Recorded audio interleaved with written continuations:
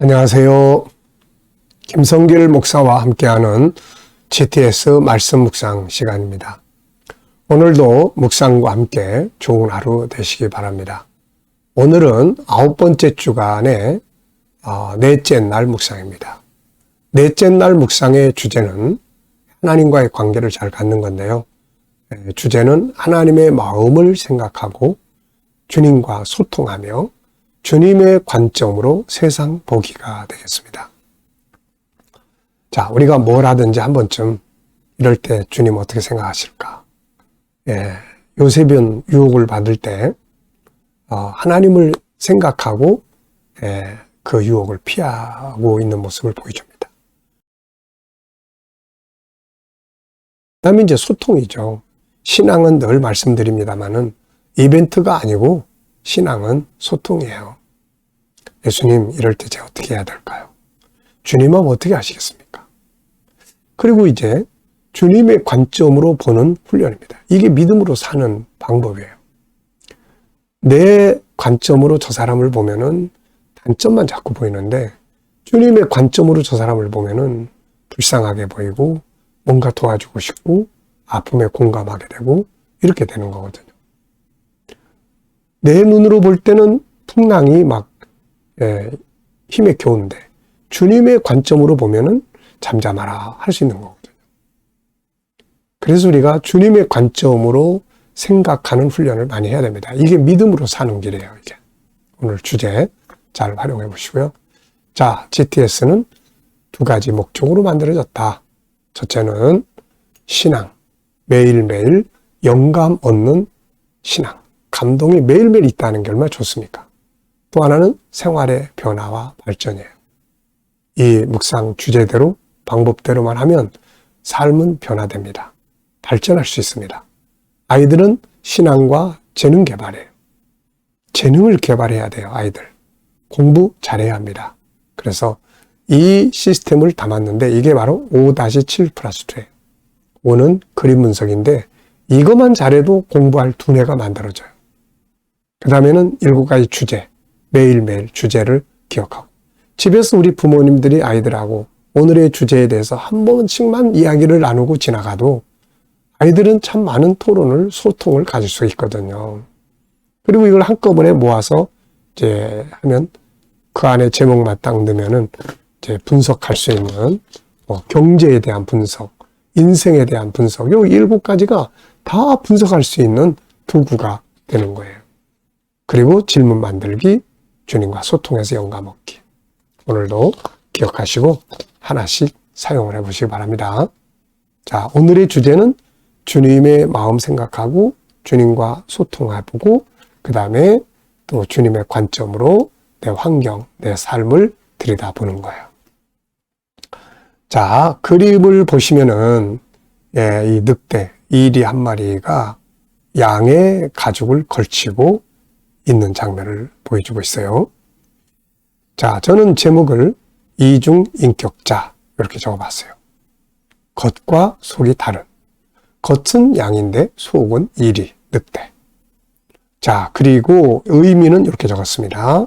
겉에는 양의 모습이지만 속에는 늑대가 있다. 내면을 바꿔야 한다. 내면을 바꾸는 것은 하나님의 형상을 회복을 하는 훈련을 해야 된다. 이렇게 적어봤어요. 자, 분석해 보겠습니다. 우선 눈에 보이는 것은 이제 겉에 뒤집어 쓰고 있는 양의 가죽.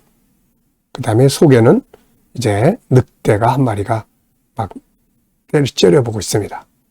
그리고 서 있는 바탕. 자, 그 다음에 이제 보이지 않는 부분이 또 뭐가 있을까요? 이 모습이 주는 의미는 도대체 뭘까? 네, 의미가 숨겨져 있고. 늑대의 특징은 또 뭔가 숨겨져 있고 양의 특징은 또 뭔가 숨겨져 있어요. 결과는 어떻게 될까?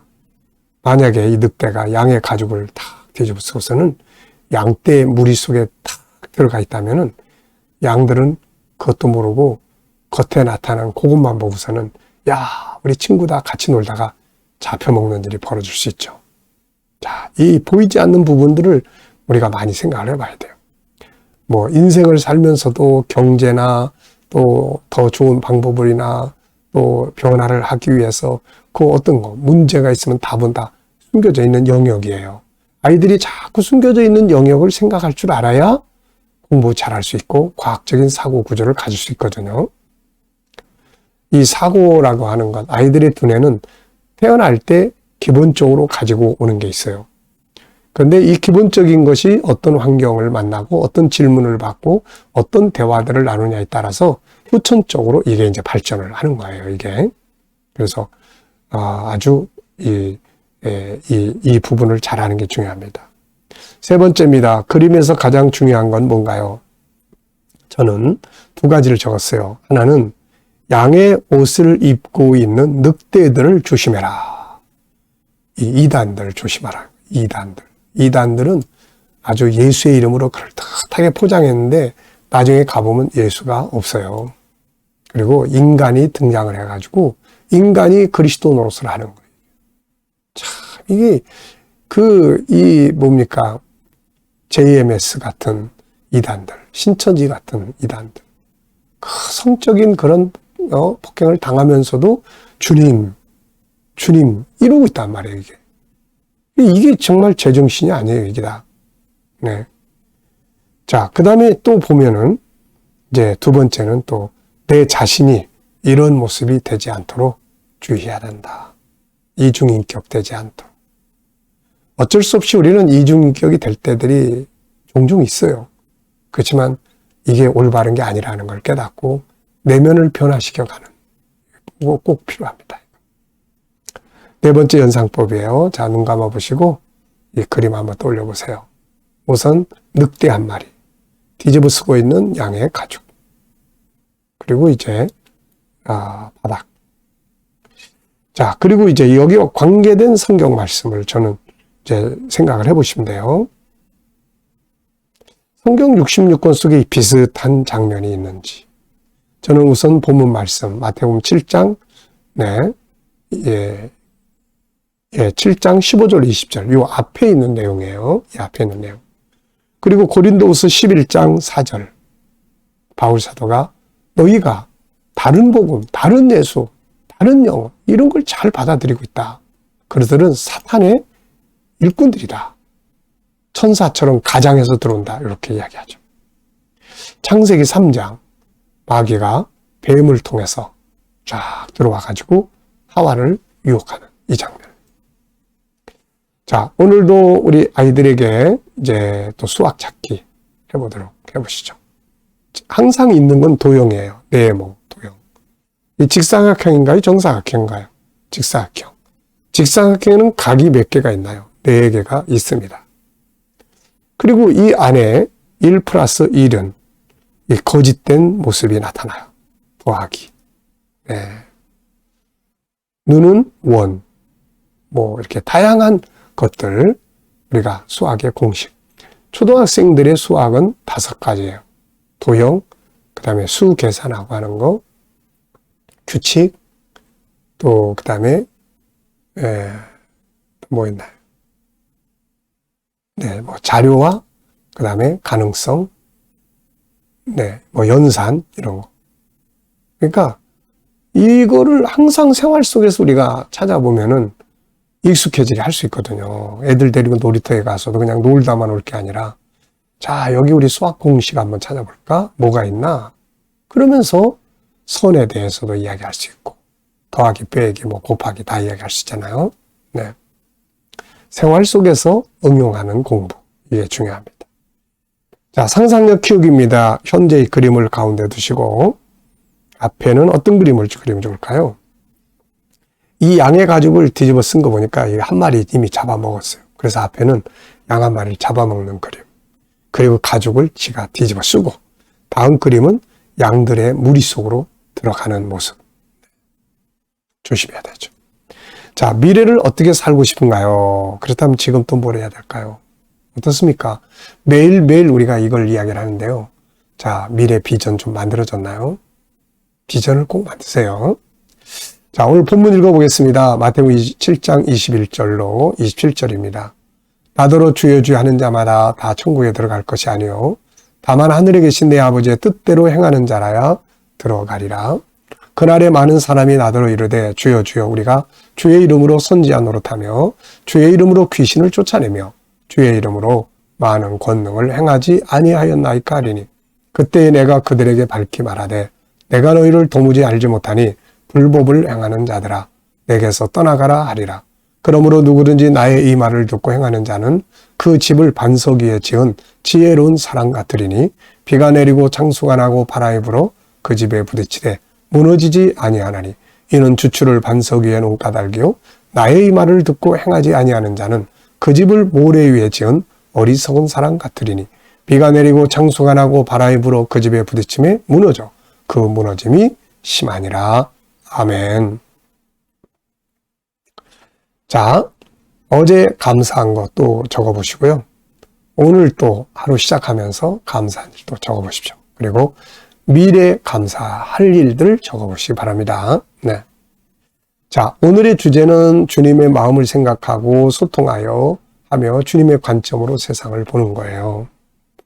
자, 그래서 여기에 주제가 여기에 되니까 주제가 달라지면 본문의 해석 또 내용 의미도 다 달라지게 되는 거예요. 그래서 주제가 중요합니다.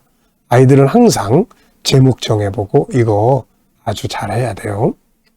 자, 본문을 통해서 하나님이 나에게 주시고 싶은 메시지는 뭘까요? 예수님의 마음이 이 속에 담겨져 있잖아요. 듣지만 말고 행하는 자가 되라.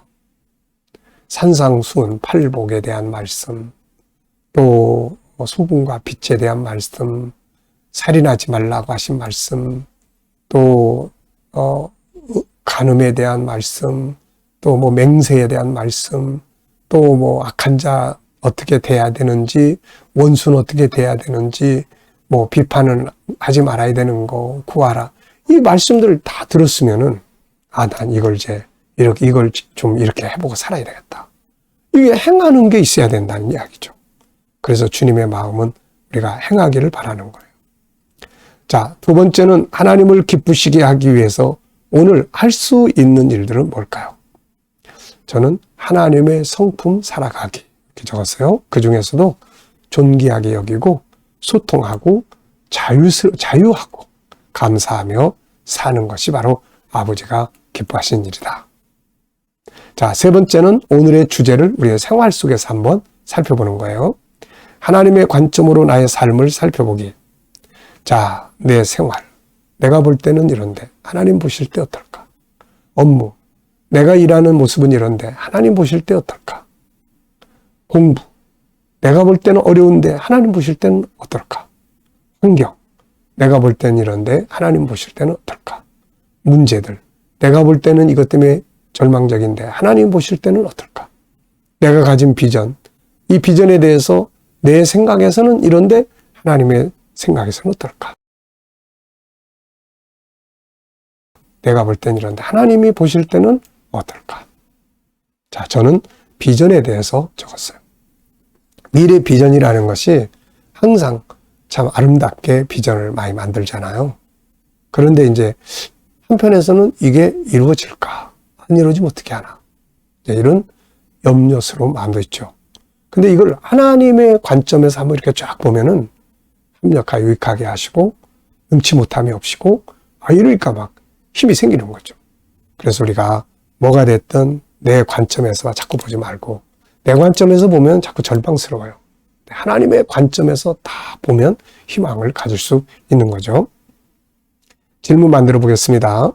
24절, 25절. 그러므로 누구든지 나의 이 말을 듣고 행하는 자는 그 집을 반석 위에 지은 지혜로운 사람 같으리니 비가 내리고 창수가 나고 바람이 불어 그 집에 부딪히되 무너지지 아니하나니 이는 주추를 반석 위에 놓은 까닭이다. 자, 어떤 질문을 만들면 좋겠습니까? 왜, 무엇을, 어떻게, 만약 이런 단어를 넣으면 좋은 질문이 만들어지는 거예요. 자, 저는 질문을 이렇게 만들었어요. 들은 말씀을 행하는 결과는 뭔가? 말씀을 우리가 들은 것을 행하면 어떻게 되나? 여기서 예수님께서는 무너지지 않는다. 이렇게 해요. 그리고 또 하나는 뭐예요? 인정한다. 주님이 우리를 인정해 준다는 거죠. 그래서 우리가 말씀을 들은 것을 기억하고 행하는 거예요. 여러분 지난 주일날 어떤 설교 들었죠? 한번 기억해 보시고 그 중에 한 가지라도 한번 행동으로 옮겨보세요. 그러면 주님 인정하시고 무너지지 않고 좋은 결과들이 옵니다. 자, 개인 질문입니다. 나의 비전에 대한 질문 만들어 보게요. 나의 비전에 대해서 질문 만들어 봅니다. 자, 저는 이런 질문을 만들었어요. 나의 비전을 위해서 더 준비해야 할 것들은 뭔가? 항상 말씀드리죠. 건강관리 잘해야 비전도 이룰 수 있는 거고, 또 내 비전, 사명의 비전을 이루기 위해서는 뭔가 할 일을 준비를 해야 되는 거예요. 은퇴하기 전에 사람들은 은퇴한 다음에 뭘 하고 살 건가를 준비를 하고 있어야 됩니다. 그렇지 않으면은 나중에 막 은퇴하고 나면 우울증도 오고 대인 기피도 오고 이런 상태로 와요. 그래서 우리가 이렇게 뭘 더 준비를 해야 될 건가? 자, 오늘도 우리 이제 지금까지는 말씀, 그림 분석을 통해서 함께 나누고 은혜를 받았어요. 이 시간에는 예수님과 소통하는 시간을 가지겠습니다. 자, 눈을 감으시고 먼저 본문 또 생각해 보시고 7가지 주제 하나씩 떠올려 보시고 그리고 나의 삶의 현장에 대해서 주님께 묻는 시간을 가지시면 됩니다. 네, 주님, 이 사람 만나는데 어떻게 하면 좋을까요? 이 일은 어떻게 해결하면 좋을까요? 주님이라면 어떻게 하시겠습니까? 그리고 답을 기다리시면 말씀도 떠오르고 감동도 떠오르고 하는 거예요. 특히 우리 아이들에게 이 훈련을 많이 시켜주세요. 그러면 생활 속에서 아이들이 주님과 소통하며 사는 거예요. 얼마나 이런 삶을 산다면은 자기 절제도 하게 되고, 이게 좋은 삶이 되겠습니까? 이 좋은 방법들을 가르쳐야 되거든요, 이게. 자, 오늘도 묵상과 함께 영감으로 승리하시기 바랍니다. 기도하고 마치겠습니다. 주님 감사합니다. 오늘도 묵상으로 또 하루 시작합니다. 좋은 하루, 복된 하루 되게 하여 주시옵소서. 우리 자녀들, 친척들, 동료들, 믿지 않는 자들 다 돌아와 구원받게 하여 주시고 오늘도 우리 성도들과 자녀들의 직장과 삶의 현장에 은혜 베풀어 주시옵소서. 형통하게 하시고 새로운 일터를 구하는 자들에게는 좋은 일터가 준비되게 하여 주옵소서. 아버지, 오늘도 또 이 치료받는 교우들에게는 치유의 능력이 더욱 강하게 역사하여 주시고 오늘도 또 이 나라와 민족에 은혜 베풀어 주셔서 이 나라가 승교하는 나라, 부흥 발전하는 나라, 그리고 거룩한 나라가 되게 하여 주옵소서. 나라의 지도자들에게 지혜 주셔서 나라를 바르게 이끌어가게 하여 주시고 오늘도 세계 곳곳에서 복음을 전하며 수고하는 선교사님들에게 은혜 베풀어 주옵소서. 감사하며 예수님의 이름으로 기도하옵나이다. 아멘.